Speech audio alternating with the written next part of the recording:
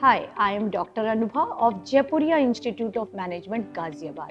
Welcome to my video on how to choose a research topic. Choosing a research topic can be a challenging task, especially if you are not sure where to start. Here are some tips to help you choose a research topic. First, think about your interests and passions. What are the topics that excite you and make you curious?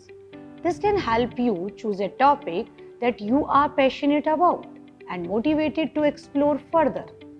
Next, consider the current trends and issues in your field of study. What are the emerging areas of research? What are the gaps in the current research? This can help you identify a topic that is relevant and important to your field. Third, talk to your professors or colleagues. They can provide valuable insights and suggestions for potential research topics. They can also help you narrow down your options and choose a topic that is feasible and manageable. Lastly, conduct a preliminary literature review.